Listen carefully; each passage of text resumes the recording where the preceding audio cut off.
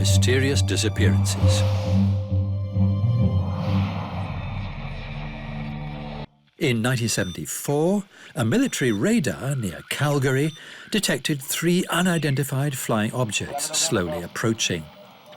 They were pursued by a USAF fighter jet. Suddenly, communication between the pilot and base was broken off. Neither the plane nor the pilot was ever seen again.